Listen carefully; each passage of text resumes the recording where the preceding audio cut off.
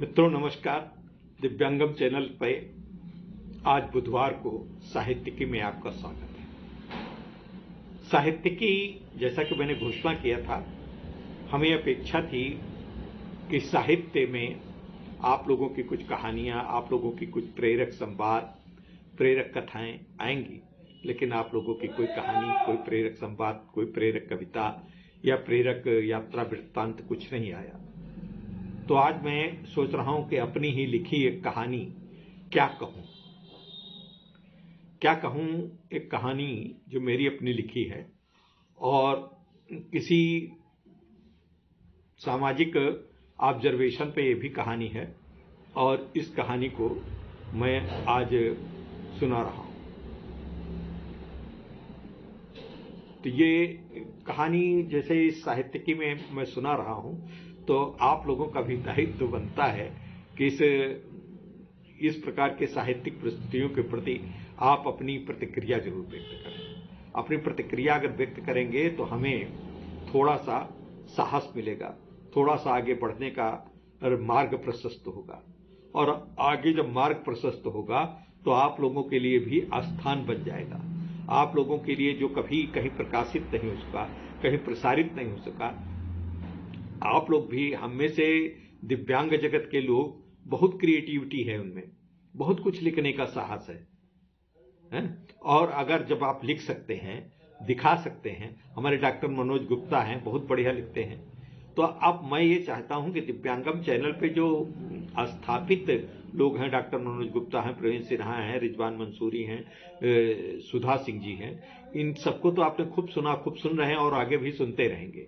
लेकिन हम चाहते हैं कि आप में से कोई लोग आए, आप आगे आइए और साहित्यिकी में भाग लीजिए।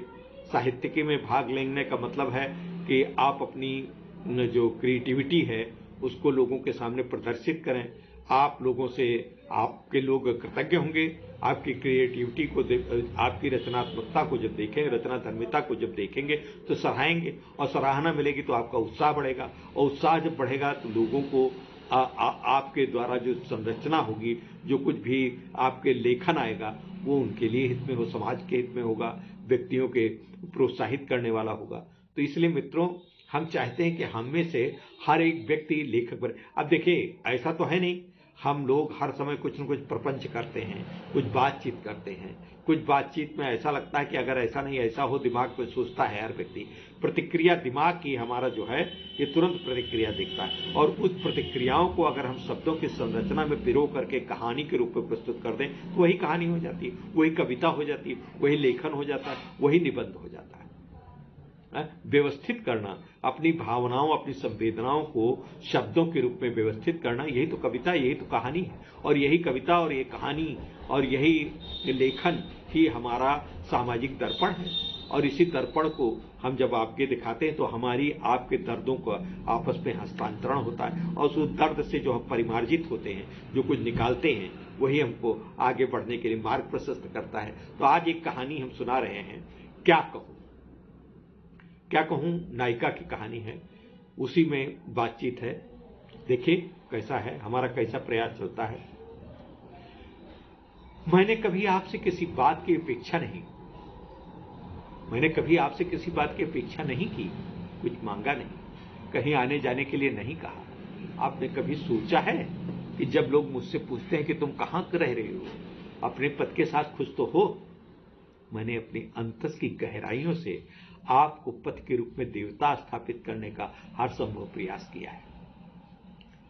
एक कन्या की मां बनने की मेरी चिर संचित आकांक्षाओं का साकार रूप अपनी बेटी में ही प्राप्त हो गया, तो मैं नहीं मालूम मेरे बेटे को उसे एक बहन मिलने की कितनी खुशी है।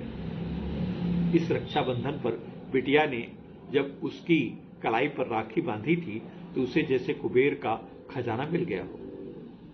उसने लौटकर पूरे घर में हर एक को वो राखी दिखाई। दूसरे दिन स्कूल में जाकर क्लास में अपने हर एक साथी को अपनी कलाई पर बंधी राखी दिखाकर अपनी नई बहन के विषय में बड़े गर्व से बताना नहीं भूल पा रहा था। रिश्ते की मुंहबोली बहन के इस बार राखी बंधवाने की उसकी अनिच्छा पर मुझे उसको डांटना पड़ा था। जिस दिन तुमने बिटिया को, जिस दिन तुमने बिटिया की गोद भराई की तारीख बताई थी, उस दिन तो मानो मेरे सपनों को आसमान मिल गया हो। मेरे बेटे ने पता नहीं क्या क्या प्लानिंग नहीं कर ली थी। मैंने उसके लिए साड़ी खरीदी थी, ऐसी साड़ी जिसे सिलवट कर खरीदने पर मैं उसका मेरी अपेक्षा से मूल्य कम होने पर उसे रिजेक्ट कर देती थी। पूरे 1 घंटे में एक साड़ी पसंद कर पाई। दामाद को देखने का नया उल्लास, बिटिया को सजे हुए रूप में उस साड़ी को देखने की अभिलाषा। आना, तुम्हें वहां कौन पहचानता है? हमारे ऑफिस के लोग अपनी पत्नी बच्चों के साथ आएंगे, तुम भी आना, कोई जान ही नहीं पाएगा। तुमने बड़ी सरलता से ही कह दिया, बेटा भी आ जाएगा। लोग ये समझेंगे कि किसी अतिथि की संतान है। तुम क्या जानो, तुम्हारे इस शब्दों ने मुझे कितना आहत किया था। इस अतिथि की सीमाओं की परिधि में मेरे व्यक्तित्व को कितना बौना कर दिया। सामाजिक वर्जना की दहलीज में खड़ी मैं अपने में ही कहीं खो गई हूं। हां, तुम्हारे पास अपने तर्क हैं। तुम्हारे साहित्यिक शब्दों के भंवर में हमारा उलाहना कहीं डूबने लगता है।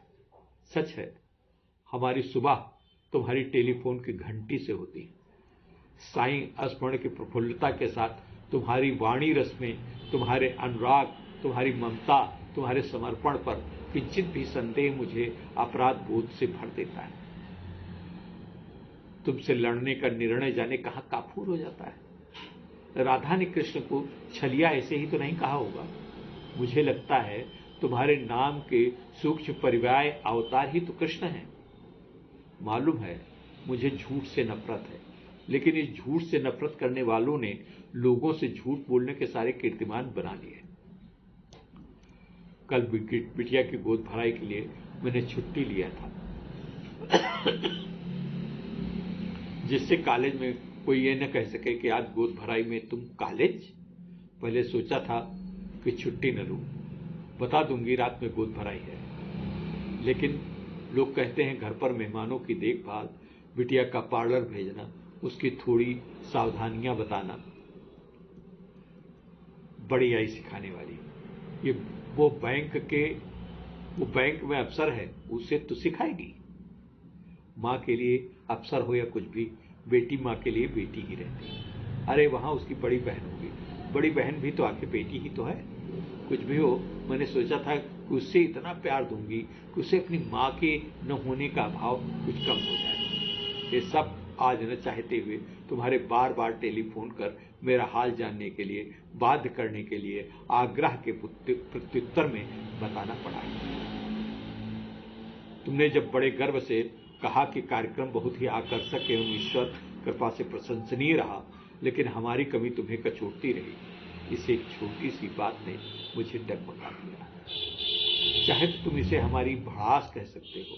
सचमुच मैं अब बहुत हल्का महसूस कर रही हूं। एक अनुरोध है कि तुम इन सब बातों को सोचकर दुखी मत होना। मेरी बस इतनी ही कामना है कि मेरी बिटिया को ईश्वर अनंत सौभाग्यशालिनी बनाए, उसे तथा उसके पति की हर अभिलाषाएं पूरी करे तथा समाज को एक नई दिशा और अपना योगदान दे। खैर, वो अब एक नन्हे से प्यारे बच्चे की मां है। उस दिन मेरी खुशियों का ठिकाना नहीं था। मैं दोनों बेटियों के बच्चों की नानी एक दिन के अंतराल से बनी थी। मैं अपने स्कूल पहुंचते ही रास्ते में ली गई मिठाई को अपने स्कूल की टीचरों के मध्य बांटकर फूली नहीं समा पा रही थी। तुम उस दर्द को क्या जानो जब तुमने मेरे अस्पताल में जाकर देखने के इच्छा को दबा दिया था। कहा था कि तुम वहां जाकर क्या करोगी, उनके सास ससुर भी वहां आए। मैं हठात चुप हो गई थी। मैं समझती हूँ तुम्हारा डर, कहीं तुमसे ये न कह दे कि तुम खैर छोड़ो। मैं मानती हूं कि मेरा ये बच्चा कुछ जिद्दी है, लेकिन ये इतना भोला भी नहीं कि उसे नहीं मालूम दुनियादारी क्या होती है। मैं उसे आखिर कब तक समझाती रहूं कि अभी हम वहां नहीं रह सकते। मुझे कितना दर्द होता है जब मैं यहां अकेली अपने में ही सब कुछ सोचा करती हूं। इसके पापा के कारोबार के बकाया झंझट, सीए से मिलना, बैंक की बकाया किस्त।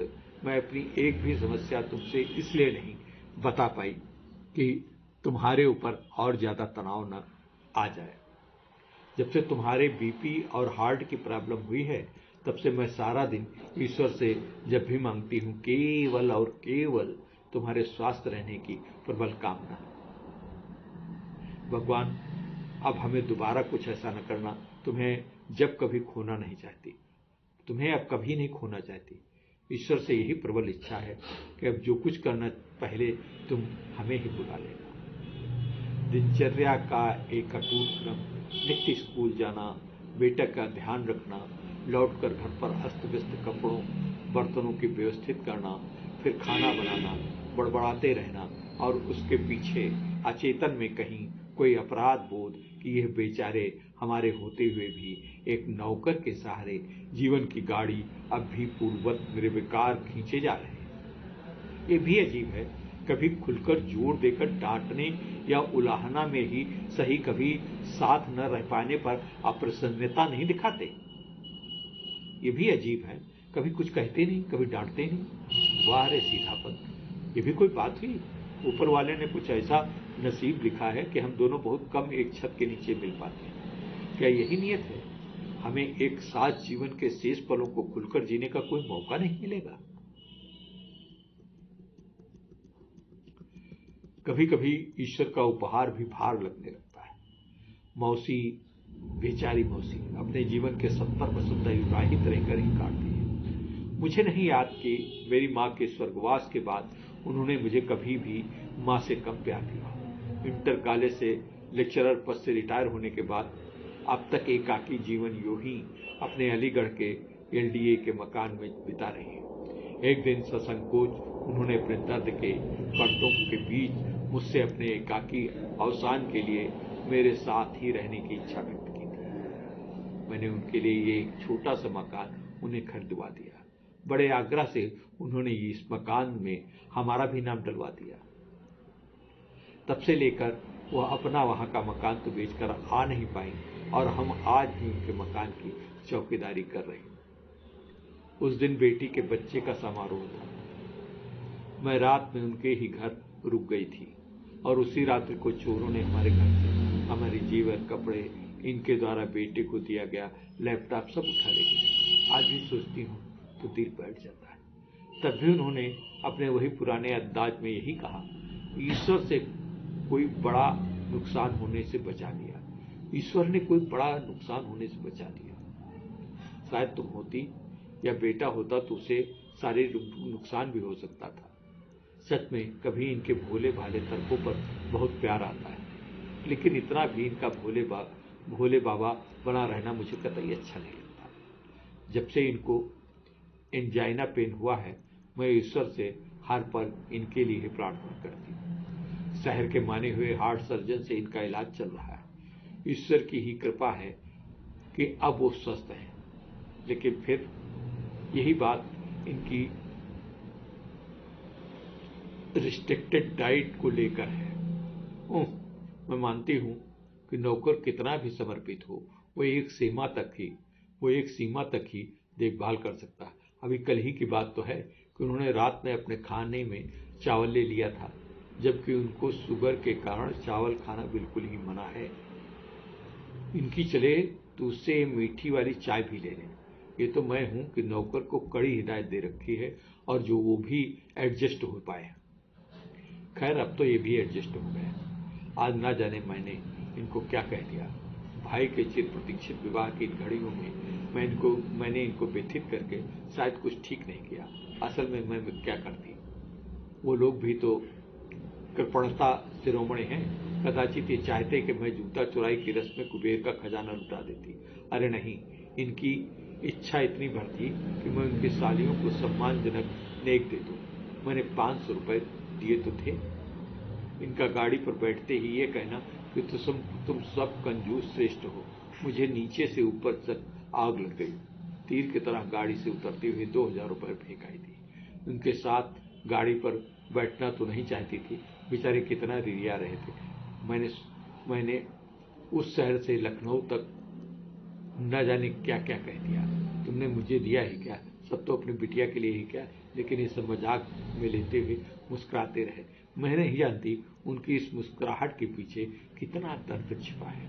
उन्होंने जो भी कुछ हमें दिया है कह सकते थे, लेकिन अजीब है उन्होंने कहीं कुछ भी नहीं कहा। कदाचित मेरी खुशी के लिए अपनी इच्छाओं को दबाना उनको भाता है। कहीं मैंने अगर ना कह दिया तो बस ना, एक आज्ञाकारी शिष्य की तरह ये सहज ही मान लेते हैं, जबकि मेरा कहीं दबा मन ये चाहता है कि वो मेरी बात न माने, और लेकिन भोले बाबा की तरह निष्प्रिय निर्विकार। मैंने इनको कभी इनके सामाजिक कार्यों में कतई बाधा बनने का प्रयास नहीं किया। कभी कभार लगता है कि इनको लोग बेवकूफ तो नहीं बना रहे। इस पर ये कहते हैं कि जो है और जो होगा वो नियत का निर्धारण है। आज उनकी संस्था की वेबसाइट का उद्घाटन महामहिम राज्यपाल के द्वारा होना है। उनका आग्रह है कि मैं भी साथ चलूं। वो कहते हैं कि रिटायरमेंट के बाद मेरी व्यस्तता और भी बढ़ जाएगी। काश ऐसा ही हो। मैं बोलती रहती हूँ, मुझे कभी नहीं पूछना पड़ा कि मुझे कुछ कहने दो। अब क्या कहूँ।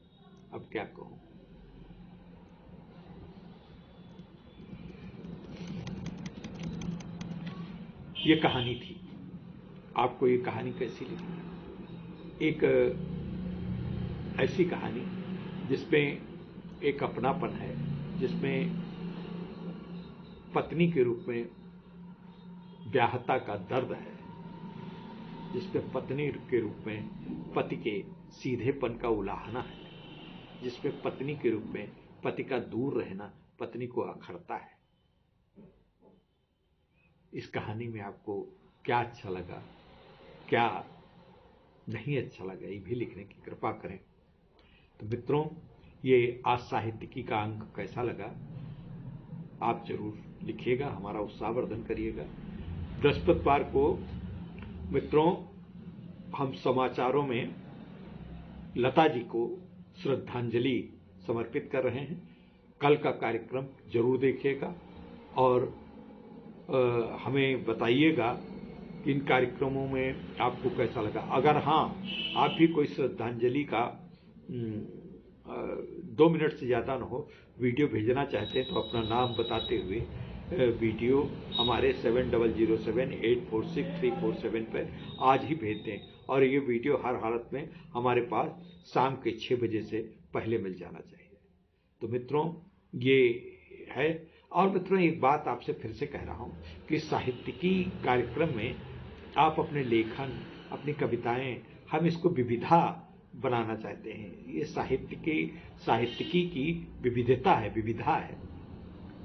और इसमें किस विधा पे आप लिखते हैं, कौन सा साहित्य का अंग आप चुनते हैं, ये आपके ऊपर निर्भर है। कहानी है, बस अश्लीलता न होनी चाहिए। समाज के ऊपर जातीय उन्माद, सांप्रदायिकता उस पर कतई नहीं होनी चाहिए। महिलाओं के प्रति समादर भाव हो, ऐसे रचनाओं को हम पसंद करेंगे और हम चाहेंगे कि आप इसमें जरूर अपना भाग लें और हमारे इस साहित्यिकी कार्यक्रम को एक ऊंचाइयां प्रदान करें। आपके आने से हमारा निश्चित रूप से साहित्यिकी कार्यक्रम बढ़ेगा और ऊंचाइयों को छुएगा। तो मित्रों, इन सब बातों के साथ मैं आज का ये साहित्यिकी कार्यक्रम यहीं पे समाप्त करता हूं, लेकिन उस समाप्त करने से पहले एक कविता और सुने। और एक कविता जब तक आपको बताया था कि हमारे कहानियों में एक कविता, साहित्यिकी में एक कविता जरूर होगी, तो कविता भी किसी और की तो आई नहीं है, तो इसलिए कविता भी मैं ही सुनाऊंगा। आप सुनते रहें। धन्यवाद। तो साहित्यिकी में एक कविता प्रस्तुत है, उसका शीर्षक है तुम बिन कैसे दीप जलाऊं। अभी आपने कहानी सुनी, कहानी भी मेरे द्वारा थी और ये कविता भी मैं अपनी ही कविता आपके सामने प्रस्तुत कर रहा हूं। तुम बिन कैसे दीप जलाऊं।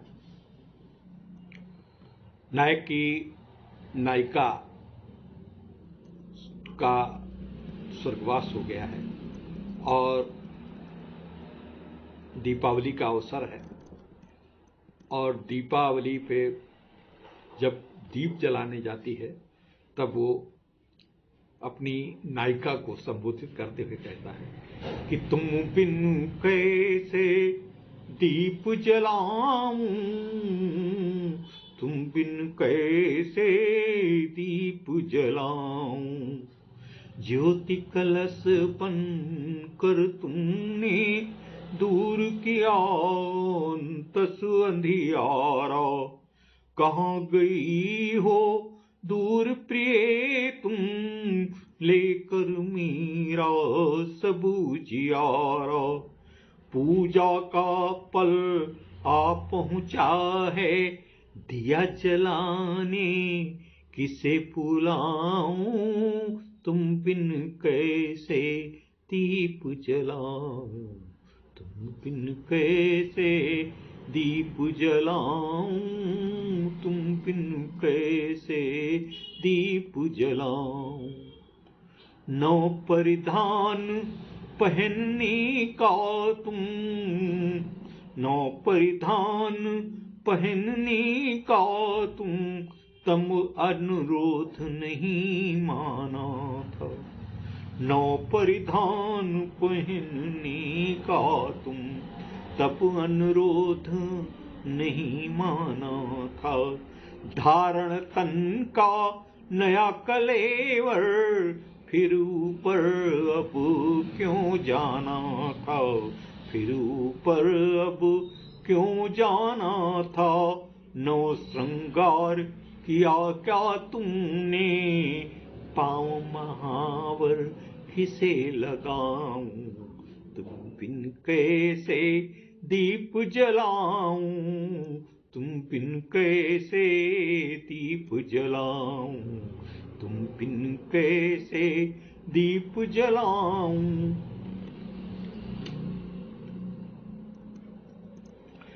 अंतिम है,